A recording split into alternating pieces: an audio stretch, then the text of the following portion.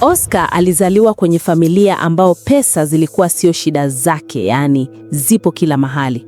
Alipata kila kitu bila kupambana, lakini ndani ya moyo wake maisha yake yalijaa tabu kwa sababu hakuna mwanamke aliyempenda kwa dhati. Kila aliyekuja alikuja na macho ya tamaa. Na kupenda, walikuwa wakisema, lakini mikono yao ilikuwa tayari kuhesabu pesa zake. Oscar aliwahi kumuuliza mmoja, "Umenipenda mimi au pesa zangu?" Mwanamke akamjibu kwa kejeli, "Vyote vyote." Kauli hiyo ilimpa hasira kali. Alijisikia kudharauliwa, aliona mapenzi kama biashara chafu. Kila uhusiano uliishia kwenye ugomvi, wivu na chuki vilijaa moyoni. Alianza kuchukia wanawake wa mjini kabisa. Siku moja akiwa amekaa nje peke yake, mawazo yakimzingira kama giza zito. Alikuwa anakunywa juisi taratibu, lakini moyo wake ulikuwa unachemka. Simu ikaingia, ujumbe ukiomba pesa tena. Akasoma na kucheka kwa dharau. Yaani akili zao zipo kwenye pesa zangu tu. Hasira ikamvaa ghafla. Akasimama kwa nguvu, akaangalia glasi aliyokuwa ameshika. "Nimechoka kutumiwa," akasema kwa sauti kali. Akaitupa glasi chini kwa hasira, ikapasuka vipande vipande. Sauti ile ilimpa nafuu ya muda, lakini uchungu ulibaki. Alianza kujilaumu kwa sauti. "Kila mwanamke niliyempata ananiona kama ATM." Alizungumza peke yake kwa hasira, kana kwamba kuna mtu anamsikiliza. "Hamnipendi, bali mnanipendea pesa zangu tu." Alihisi chuki ikipanda ndani yake. Akajisemea, "Hawa wanawake wa mjini watanimaliza kwa mawazo." Alitembea huku na huku bila utulivu. Akapiga meza kwa nguvu. "Sitaki maisha haya tena," alipiga kelele. Hasira ilichanganyika na huzuni. Alijisikia kama mtu aliyenaswa. Akatafuta njia ya kutoroka mawazo hayo. Wazo la kwenda kijijini likamjia ghafla. Akakumbuka shangazi yake. Ana maisha ya kawaida na utulivu. Alisema moyoni, "Huenda huko nikapata mwanamke wa kweli." Alianza kujizungumza, "Mwanamke asiyenijua mimi ni nani." Mawazo yale yakampa tumaini jipya. Akapata mawazo kuondoka kabisa mjini na kwenda kijijini kutafuta upendo wa kweli. Alitaka kuanza upya, alitaka kupumua bila shinikizo. Uamuzi huo ulimpa nguvu. Alijua hatarudi nyuma. Siku hiyo hiyo alichukua simu akampigia meneja wake. "Nimepata dharura," Oscar alisema kwa sauti ya amri. Meneja akashangaa, "Dharura gani ghafla?" "Masuala binafsi, sitakuwepo mwezi mzima." Meneja akajaribu kubisha, Oscar akamkatiza. "Simamia kama meneja, usiniulize mengi." Kulikuwa na ukimya upande wa pili. Meneja akasema kwa tahadhari, "Hili litaathiri kampuni boss." Oscar akajibu, "Na kuamini, fanya kazi yako." Baada ya simu hile, Oscar alianza kujiandaa kimya kimya. Hakuchukua vitu vya thamani. Aliacha kila kitu kilichomfanya ajitambulishe kama tajiri. Alijitazama kwenye kioo akasema, "Leo naacha Oscar tajiri." Alihisi mchanganyiko wa woga na matumaini. Kesho yake asubuhi aliondoka mapema. Hakutaka kuonekana. Kadiri gari lilivyoenda mbali, moyo wake ulitulia. Alijisemea, hapa ndipo mwanzo mpya.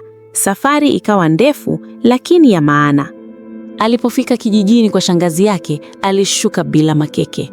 Shangazi alimkumbatia kwa furaha kubwa. "Mwanangu, umenikumbuka?" Shangazi akauliza. Oscar akajibu, "Ndiyo shangazi, nimekukumbuka sana." Walisalimiana pale na baadaye shangazi alimpa chumba cha nje ili apate utulivu. Oscar alikaa kitandani na kuvuta pumzi ndefu. "Hapa hakuna mtu anayejua pesa zangu," alisema kwa furaha ya ndani. Usiku ulipita kimya. Hakukuwa na simu za pesa, hakukuwa na kelele. Asubuhi aliamka mapema. Shangazi akamwambia, "Leo pumzika." Oscar akamjibu kwa msisitizo, "Hapana, nataka kufanya kazi." Shangazi akashangaa, "Wewe?" Oscar akasema, "Ndiyo, mimi." Basi wakacheka pale. Oscar hakukaa kizembe kijijini hapo. Alianza kujichanganya na kufanya kazi za vibarua. Alibeba maji, alichimba, alisafisha mashamba. Alipoambiwa pumzika, alijibu, "Nahitaji kazi." Wengine walimwangalia kwa dharau. "Huyu anaonekana dhaifu," walinong'ona. Oscar alisikia lakini hakujibu. Alifanya kazi kwa bidii huku jasho likimtoka. Hakuna aliyempa heshima ya ziada. Hakuna aliyemhofu. Walimchukulia poa kabisa. Ndani ya moyo wake alifurahia hilo. Alipoanza rasmi kazi za vibarua, alipokea malipo madogo bila kulalamika. Alipoambiwa hii pesa ni ndogo, alijibu, inatosha. Hakuna aliyeshuku chochote, hakuna aliyedhani ni tajiri mkubwa.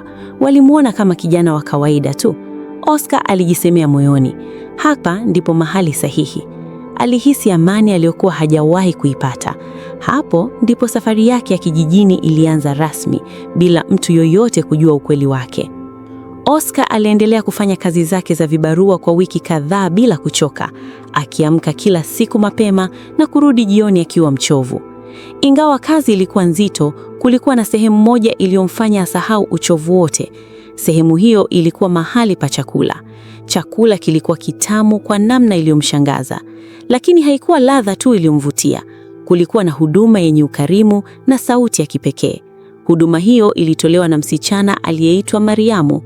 Kila alipomuona, moyo wake uliruka. Alijikuta akipenda kukaa pale zaidi. Kila siku Oscar alikuwa akiwahi kufika pale kabla hata ya muda wa chakula. Alikaa akingoja bila malalamiko. Mara nyingi alimsubiri Mariamu amalize kupika. Mariamu alikuwa mpole sana.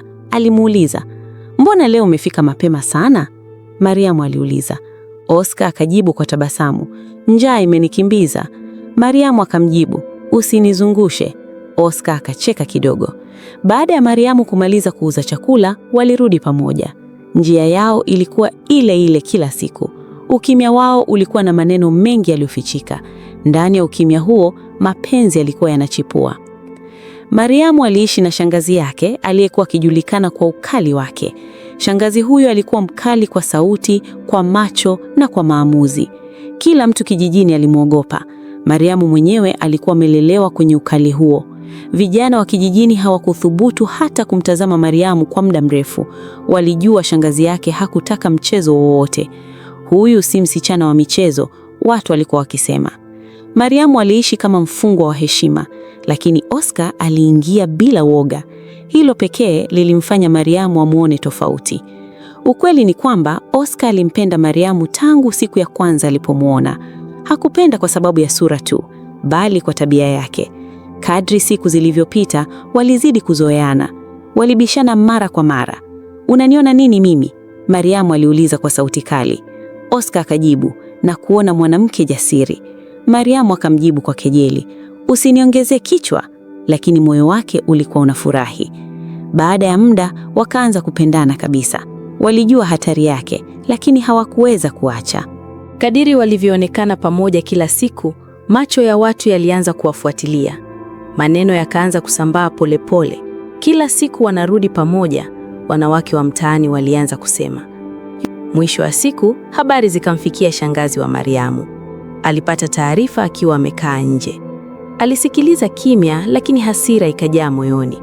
Uso wake ulibadilika. "Nilishasema sitaki upuuzi," alisema kwa sauti ya moto.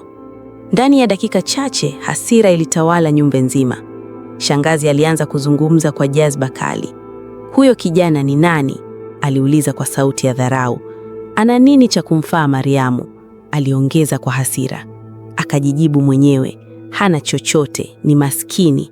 Alipiga kifua, "Sitaki laana ya umasikini kwangu." Aliongea kwa sauti ya chuki, "Nimehangaika maisha yangu yote." Akasema kwa uchungu, "Sitamruhusu mtoto huyu aniingize kwenye shida tena." Ndoto yake ilikuwa wazi. Alitaka Mariamu aolewe na mwanamume mwenye pesa. Alitaka naye apate faida. Hasira yake ilikuwa na mizizi ya tamaa. Shangazi aliendelea kuongea kwa maneno makali zaidi. "Nilishakuambia, mwanaume wa kijiji hapana," alipiga kelele. "Wanaume wa huku hawana mwelekeo," alisema kwa dharau. "Leo wanakupenda, kesho hawana hata chakula," aliongeza kwa sauti ya chuki. "Sitaki kuona Mariamu anaishi kama mimi." Aligonga kifua chake kwa nguvu. "Nilijitoa kafara sana," alisema. "Sitamruhusu binti huyu apotee." Jazba yake ilizidi kupanda. Hakusikiliza sauti ya huruma. Alikuwa ameshaamua. Hasira ilikuwa imechukua nafasi ya upendo. Alimsubiri Mariamu mpaka aliporudi jioni. Mara Mariamu alipovuka mlango, shangazi alianza, "Mariamu, njoo hapa sasa," alisema kwa sauti kali. Mariamu alisimama kwa hofu. Shangazi akamkazia macho. "Unanifanya mjinga?" Mariamu akatikisa kichwa. Shangazi akapiga kelele, Sitaki hii laana ya umasikini kwangu, aliongeza kwa jazba. Mimi tayari nimekosea maisha. Unataka na wewe ukosee? Mariamu alianza kulia. Shangazi hakujali. Nilishakwambia usithubutu kuwa na mwanamume wa kijiji hiki. Masikini hawana ndoto, alimalizia kwa chuki. Mariamu alilia kimya kimya usiku mzima. Alijilaumu kwa mapenzi yake. Asubuhi ilipofika, alijikaza moyo. Aliamua kumfuata Oscar. Alimkuta kazini akiwa amechoka. Alimuita kwa sauti iliyotetemeka. Oscar alipomuona alishtuka. Nini kimetokea? Aliuliza. Mariamu akalia zaidi. Akasema kwa uchungu, siwezi kuendelea na wewe. Oscar alihisi kama dunia imesimama. Kwa nini? Aliuliza kwa sauti ya maumivu. Mariamu akasema, shangazi amekataa kabisa. Machozi yakamtiririka. Uamuzi ulikuwa mzito. Oscar alijaribu kumtuliza. Nitajaribu kuongea naye, alisema kwa sauti ya upole. Mariamu akatikisa kichwa. Haitasaidia. Namjua mimi shangazi yangu. Ana tamaa ya mali, anataka niolewe na mwanamume tajiri, na mimi sipo tayari kwa hilo. Nakupenda wewe Oscar. Huku akiwa analia, Oscar akasema kwa msisitizo, usilie, kila kitu kitakuwa ni sawa. Shangazi yake alianza taratibu, lakini kwa makusudi kushawishi Mariamu amumkane Oscar. Hakuanza kwa kelele, alianza kwa maneno yaliyobeba sumu ya dharau. Alimuita Mariamu, akamkalisha mbele yake, akamwangalia kwa jicho la kumiliki, akasema kwa sauti nzito, Mariamu, huwezi kuniabisha kiasi hiki. Akapumua kwa nguvu, akaongeza, unajua watu wananionaje mimi? Mariamu alinyamaza. Shangazi akasema, jina langu linachezewa kwa sababu yako. Unanionyesha mimi ni mjinga. Hebu mwangalie mama Stella alivyo sasa. Akanyanyua sauti, leo anaheshimiwa mtaani. Kwa nini? Akajibu mwenyewe, kwa sababu mwanaye aliolewa na mwanaume tajiri. Akamkazia Mariamu macho. Heshima inatoka kwenye pesa. Mariamu alijaribu kufungua mdomo. Shangazi akamkatiza. Nyamaza nikiongea. Alibadili sauti, akawa mkali zaidi. Akamchoma Mariamu kwa maneno ya dharau. Hebu angalie kina Monica. Leo anaishi mjini. Ana nyumba, ana maisha. Akamgeukia Mariamu. Lakini wewe, na hicho kichwa chako cha vumbi, umekazania wanaume wa hapa kijijini, tena walala njaa. Mariamu alitetemeka. Alijisikia kudhalilishwa, lakini bado alipumua kwa nguvu kujiweka sawa. Mariamu alijaribu kujitetea kwa sauti iliyotetemeka, lakini ya kweli. Akasema, shangazi, Oscar ni mwanaume mzuri. Hana mali, lakini ana upendo wa kweli. Nadhani atanifaa zaidi ya hao matajiri. Akasema kwa uchungu, sitamani pesa. Akamalizia, nahitaji amani ya moyo. Maneno hayo yalitoka ndani kabisa ya nafsi yake. Alijua anajichoma moto, lakini aliona bora kusema ukweli kuliko kunyamaza. Shangazi alipata hasira kali sana baada ya kusikia hayo. Alisimama kwa ghadhabu, akamfokea Mariamu kwa sauti iliyotikisa nyumba. Wewe una akili kweli? Unanifundisha maisha? Upendo haulishi, masikini ni laana. Alimkaribia Mariamu, usinibishie. Akapaza sauti, nimehangaika maisha yangu yote. Akamalizia kwa hasira, sitakuacha uharibu nafasi yako. Mariamu alilia kimya kimya, lakini masikio ya shangazi yalikuwa yamefungwa kabisa.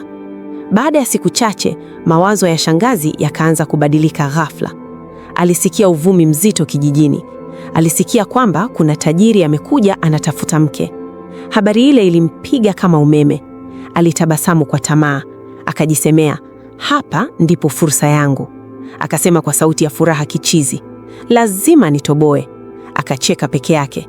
Binti yangu ni mrembo sana. Alijisifia, matajiri hupinda wake wa kijijini. Tabia njema ndiyo bidhaa. Ndani ya macho yake hakukuwa na huruma, kulikuwa na tamaa tupo. Alianza kujipangia maneno yake kichwani. Akasema, hii si bahati ya kupoteza. Mariamu lazima anisikilize. Masikini hawana nafasi kwake, ilo alijue kabisa. Huyu tajiri ataniletea heshima. Sitakubali tena kuaibishwa. Ndoto yake ilikuwa wazi. Hakumwona Mariamu kama binadamu, alimuona kama daraja la kutoka kwenye umasikini. Maamuzi yalianza kufanywa kimya kimya juu ya maisha ya Mariamu. Mariamu hakujua chochote bado. Alikuwa anaishi na maumivu ya maneno aliyosemwa. Alijilaumu kwa kumpenda Oscar. Alijisemea, Kwa nini moyo wangu umeshikilia? Hakujua kwamba maisha yake yanapangwa bila ridhaa yake. Ndani ya nyumba ile, shangazi alitabasamu siku nzima kana kwamba amepata ushindi. Alijiona tayari ameshinda. Alisema moyoni, huyu binti lazima nitii. Hakujali machozi, hakujali maumivu. Kichwani mwake aliona pesa na heshima tu.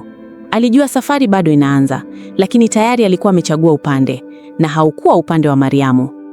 Tajiri huyo aliitwa Beni, mwanaume aliyekuwa na pesa nyingi kuliko huruma. Kila mtu kijijini alimjua kwa jina na kwa hofu. Alikuwa anajali mali yake kuliko utu wa mtu. Alipozungumza, pesa ziliongea mbele yake. Hakuwahi kuuliza mtu anajisikiaje. Aliona wanawake kama mapambo ya mafanikio. Kila wakati alijisemea, pesa hunipa kila kitu. Alikuwa akifanya biashara kijijini hapo, ndio maana watu walimjua. Heshima yake ilitokana na mfuko wa pesa, si tabia. Ndani yake hakukuwa na mapenzi hata chembe. Beni aliposikia habari za Mariamu, alimuona kama chaguo sahihi. Alimuona kama mali inayofaa kumilikiwa.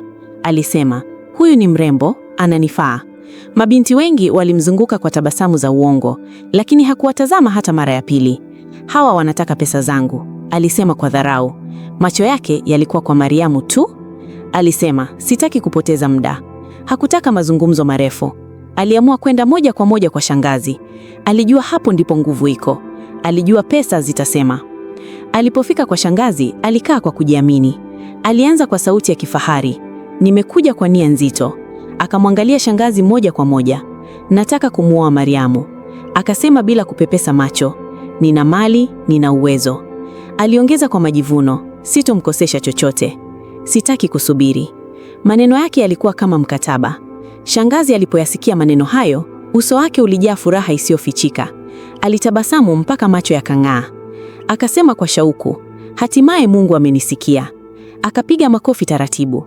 Nilijua siku yangu itafika. Mariamu anastahili mwanaume wa hadhi. Akamkazia Beni macho, wewe ni baraka. Ndani ya maneno hayo, hakukuwa na Mariamu, kulikuwa na ndoto zake binafsi. Aliona pesa, heshima na midomo ya watu ikifungwa. Alijisemea, hii ndio njia ya kutoka.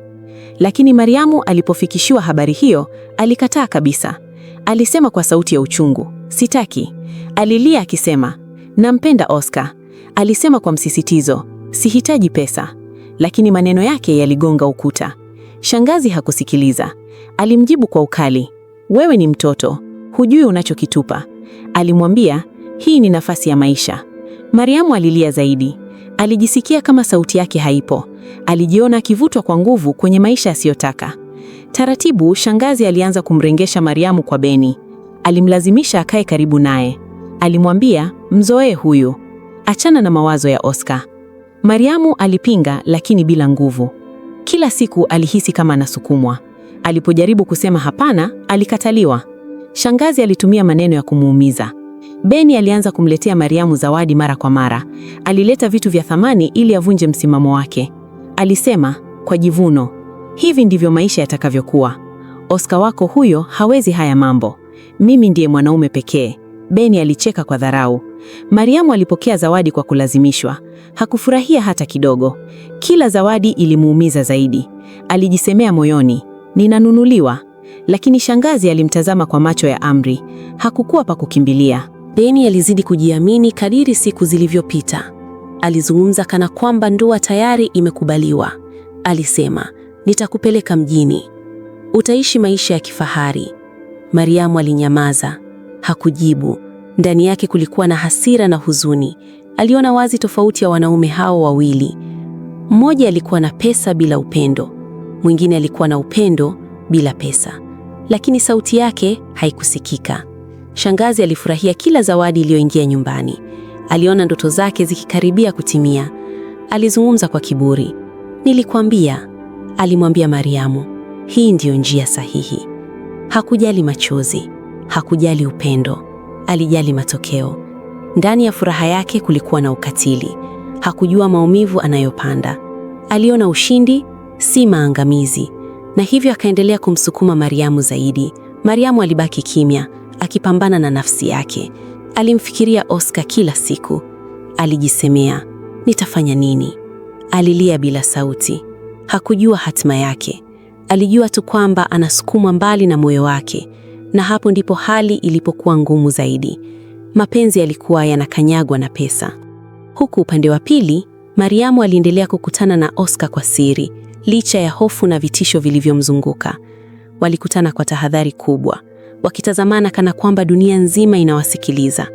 "Mariamu, unaona haya yote?" Oscar aliuliza kwa sauti ya huzuni. Mariamu akajibu kwa macho yaliyojaa machozi. "Najua ni hatari, lakini moyo wangu hauwezi kukuacha." Walizungumza kwa maumivu. Lakini baada ya siku, shangazi yake Mariamu alianza kugundua mabadiliko kwa Mariamu. Alikuwa akichelewa kurudi nyumbani, na kila akirudi alikuwa akitabasamu sana. Akajisemea kwa jazba, "Huyu binti ananichezea akili." Ndani ya kichwa chake alianza kupanga mbinu mpya, kali zaidi, ili Mariamu amwache kabisa Oscar na kuolewa na Beni. Hii siku, shangazi alianza kuzungumza peke yake kwa sauti nzito ya hasira. "Hii ni mara ya kwanza kumwona mjinga hivi," alisema kwa dharau. "Nilimlea, nilimvalisha, nilimlinda," aliongeza kwa sauti ya chuki. Akasema kwa jazba, "Sasa ananigeuka kwa sababu ya kijana maskini?" Alisema, "Sitakubali kurudi huko nilikotoka." Ndani ya moyo wake kulikuwa na vita ya wivu. Alimwona Mariamu kama kioo cha maisha aliyoyakosa. Mara nyingi shangazi alitamani miaka irudi nyuma kwa uchungu. Alikaa kimya, akitazama mbali, macho yake akiwa mazito. Alisema moyoni, "Laiti ningekuwa mimi, nisingechezea hii bahati. Ana bahati na anaichezea. Nitamwonyesha maana ya bahati," alisema kwa jazba. "Bahati haichezewi."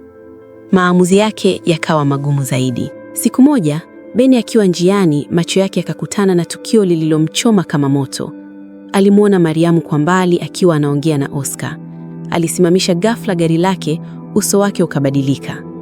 Alijisemea, "Huyo ndiye anafanya Mariamu anikatae," alisema kwa hasira iliyozidi. "Huyo ananidharau hadharani." Akatazama kwa chuki, mikono ikikaza.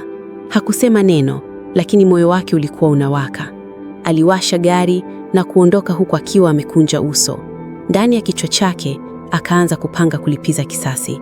Alisema, "Nitamwonyesha tofauti ya utajiri na umaskini."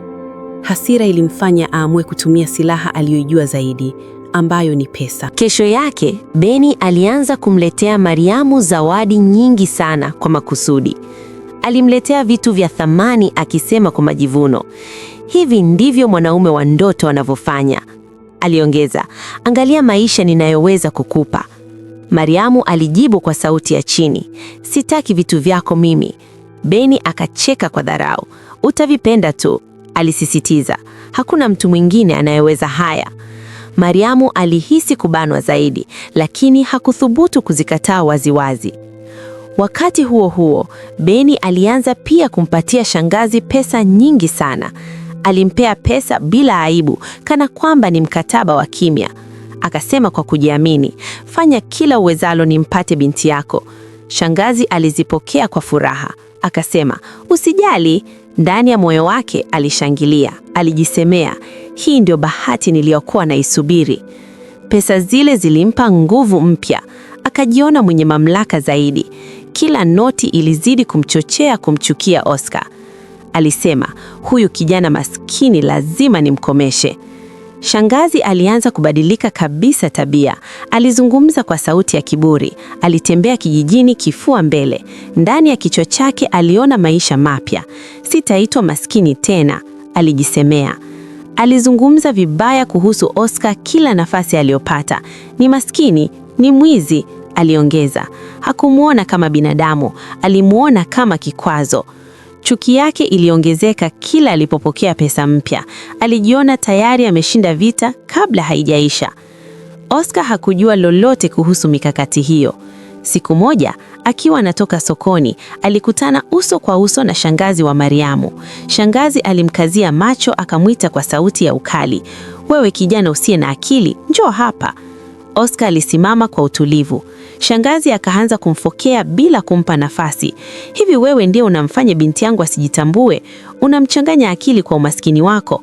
Akamnyoshea kidole. "Sitaki wanaume maskini mimi kwanza. Binti yangu tayari ana mchumba tajiri, sio wewe mlala hoi." Alizungumza kwa muda mrefu, akimwaga sumu yote ya moyo wake. Oscar alisimama kimya, akisikiliza maneno yote. Hakujitetea, hakujibu. Alimtazama shangazi kwa macho tulivu. Ndani ya kimya chake kulikuwa na nguvu. Alijua hawamjui, alijua ukweli wake uko salama. Alivumilia matusi yote. Hakutabasamu, hakukerwa. Aliacha shangazi amalize maneno yake. Ndani ya nafsi yake alijisemea, wakati utafika na kila mtu atajua. Na hapo ndipo maumivu yalipokutana na subira. Oscar alirudi nyumbani siku ile akiwa anacheka kimya kimya, kana kwamba hakusemwa chochote. Alitembea njia ndefu bila haraka, akirudia maneno aliyotupiwa kama mawe. Maskini, mlala hoi, aliyanong'ona moyoni bila hasira. Alipofika nyumbani, alikaa peke yake akiwaza. Alijua anaweza kushinda kwa njia rahisi sana. Angeweza kwenda kwa Beni na kumshinda kwa namba za pesa. Angeweza kuonekana, kujitangaza, kutawala, lakini hakutaka. Alitaka kuchaguliwa kwa yeye alivyo. Alitaka kuthibitisha kwamba mapenzi hayana bei. Huku kwa Mariamu, mawazo yalikuwa yanamtesa sana. Alikuwa akilala kwa hofu. Alikuwa akiishi kwa wasiwasi. Shangazi yake alimpa vitisho kila siku. Usinijaribu, alimwambia kwa ukali. Ukiniharibia hili utaniona. Maneno hayo yalikuwa kama minyororo. Mariamu alichanganyikiwa. Alijisemea, nifanye nini? Alimpenda Oscar kwa moyo wake wote, lakini alimwogopa shangazi yake. Alihisi kama amebanwa katikati ya miamba miwili. Hakujua pa kukimbilia. Hii siku Mariamu alizungumza na Oscar kwa machozi. Naogopa, alimwambia kwa sauti ya chini. Oscar akamjibu kwa upole, usiogope, nitapambana. Mariamu akasema kwa huzuni, shangazi hataki kusikia. Oscar akatabasamu, sikiliza moyo wako. Maneno hayo yalimgusa Mariamu, lakini hofu haikuondoka. Oscar hakurudi nyuma hata kidogo. Kadiri alivyoshambuliwa, ndivyo alivyoongeza upendo wake. Ndani ya maneno hayo kulikuwa na ujasiri. Aliahidi kupambana hadi hatua ya mwisho. Alijua anaingia kwenye moto, lakini hakuogopa. Alisema moyoni, nitashinda au nitavunjika, lakini sitakimbia. Upendo wake haukuwa wa majaribio. Sasa, huku kwa shangazi, yeye aliendelea kupokea zawadi kutoka kwa Beni bila aibu. Kila siku kulikuwa na kitu kipya. Alipokea pesa, nguo, ahadi. Alitabasamu kwa kiburi. Alisema, hawa ndio wanaume sasa. Aliongeza kwa dharau, sio hao walala hoi. Kila zawadi ilizidi kumtia nguvu ya kuendeleza chuki.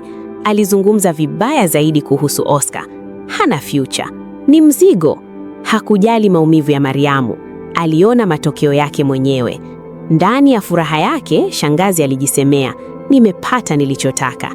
Alijiona mshindi. Hakujua kwamba anapanda mbegu ya maumivu makubwa. Alifunga masikio kwa kilio cha Mariamu. Alifunga moyo wake kabisa.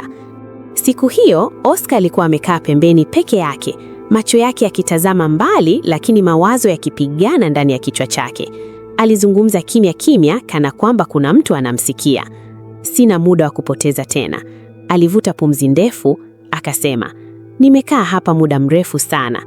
Alikumbuka machozi ya Mariamu, hofu yake, na shinikizo analopitia kila siku. Siwezi kuangalia na kuona Mariamu akiteseka kwa sababu ya tamaa ya mtu. Hiyo siyo haki. Ndani ya moyo wake kulikuwa na msimamo mkali.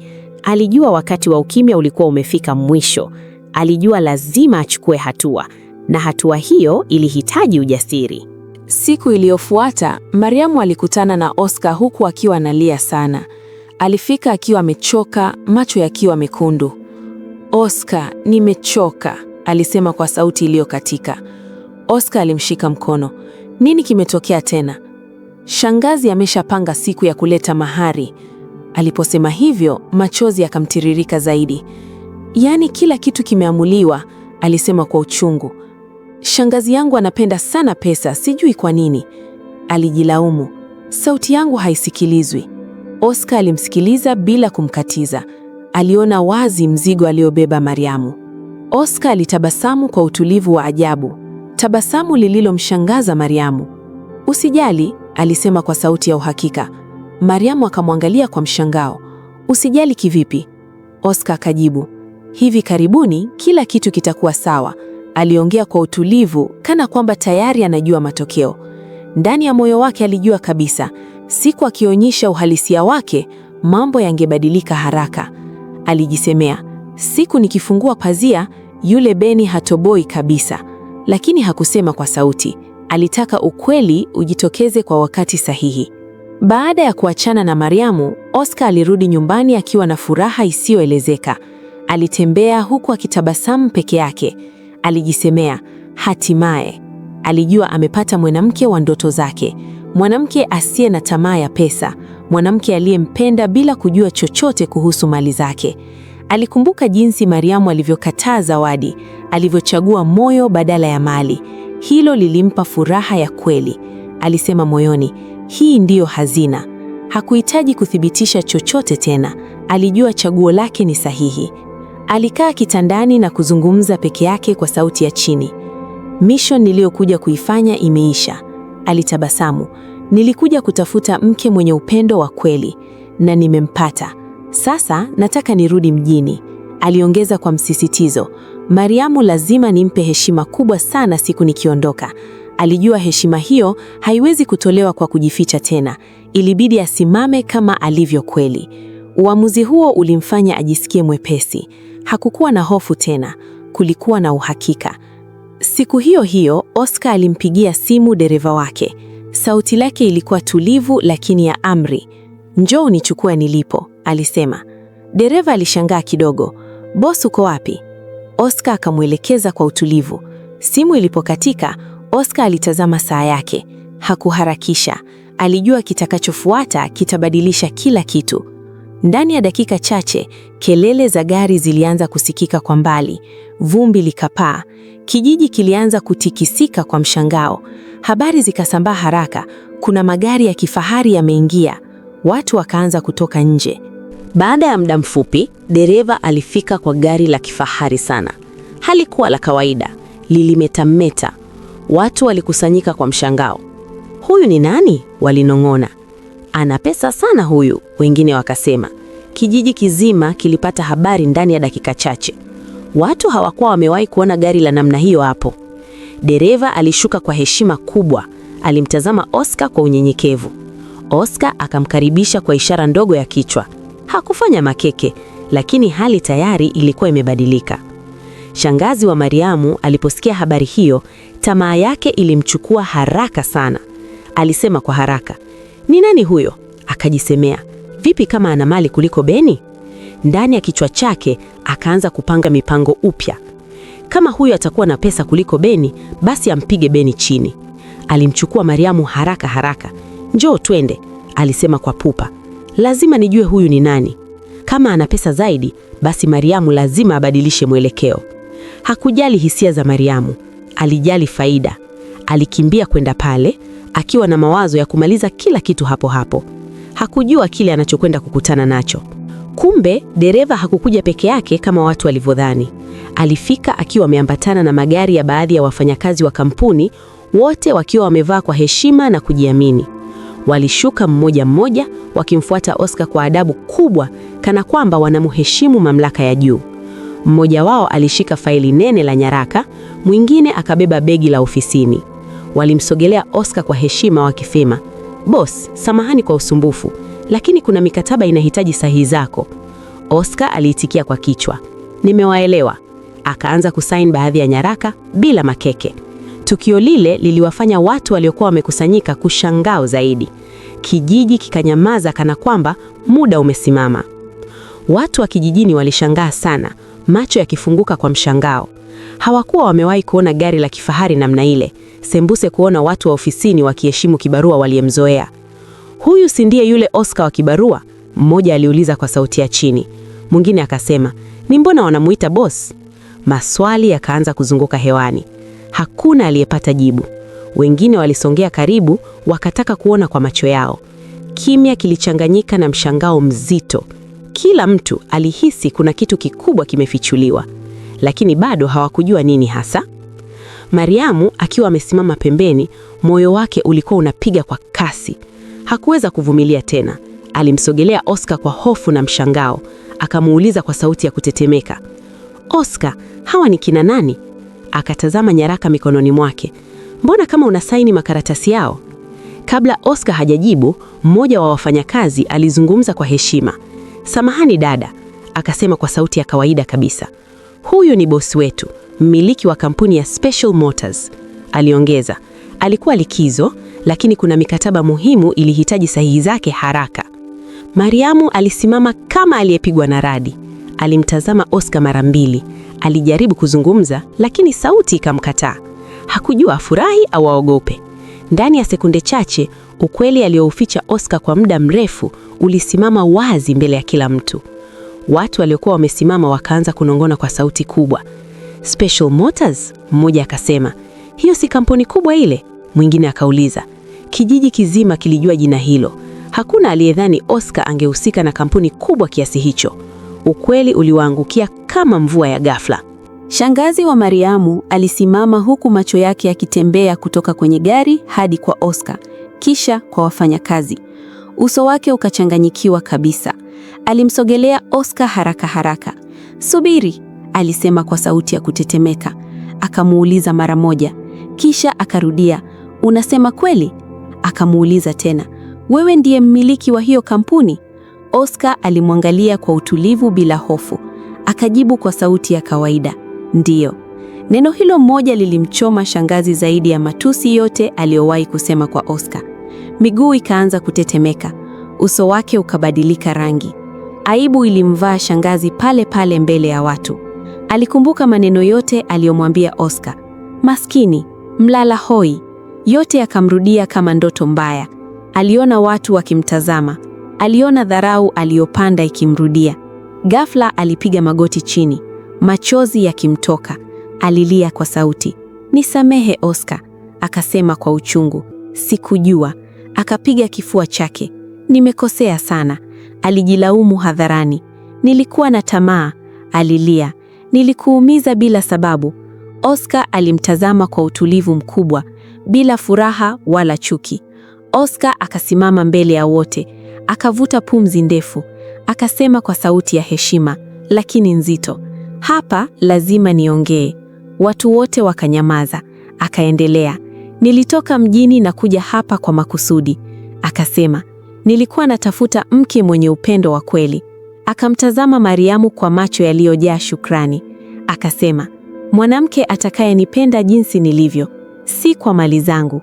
Mariamu, umenionyesha upendo wa kweli. Hukujali pesa zangu hata kidogo. Akamgeukia, ningependa uwe mke wangu. Maneno yale yalitingisha mioyo ya wengi. Watu waliokuwa wamekusanyika walishangaa sana. Walimtazama Mariamu kwa heshima mpya. Amebahatika, wengine wakasema. Mariamu alilia kwa furaha, akafunika uso wake kwa mikono. Shangazi aliendelea kuomba msamaha. Oscar alimkaribia na kusema kwa utulivu, nimekusamehe. Neno hilo lilikuwa zito kuliko yote. Liliweka mwisho wa chuki. Liliweka mwanzo wa aibu na funzo. Watu wakapiga makofi ya polepole. Heshima ikarudi mahali pake. Ukweli ukashinda. Baada ya yote, Oscar aliondoka na kurudi mjini. Kesho yake, Benny alipata taarifa kuhusu Oscar. Wala hakuthubutu kuja tena, sababu aliijua hiyo kampuni ni ya kitajiri sana. Alijisemea na kama mmiliki wake ni huyu Oscar, basi hata robo ya utajiri wake sifiki. Basi akaamua amwachie ligi tu, akaendelea na mambo yake. Lakini baada ya miezi mitatu, Oscar alirudi tena kijijini kutoa mahari kwa heshima kubwa. Kila kitu kilifanyika kwa utaratibu na adabu. Baadaye alifanya harusi kubwa sana mjini, iliyohudhuriwa na marafiki zake matajiri na watu mashuhuri. Lakini kati ya mali zote, Mariamu ndiye aliyekuwa hazina yake kubwa zaidi. Ndoa yao ilisimama juu ya upendo, si pesa. Tuandikie maoni yako hapo kwenye comments. Ungekuwa wewe ndo Oscar, ungemsamehe shangazi yake au ungetumia pesa zako na yeye alionje joto la dunia? Usisahau kusubscribe katika chaneli yetu, kucomment, kushare pamoja na kulike. Tukutane tena next time. Bye.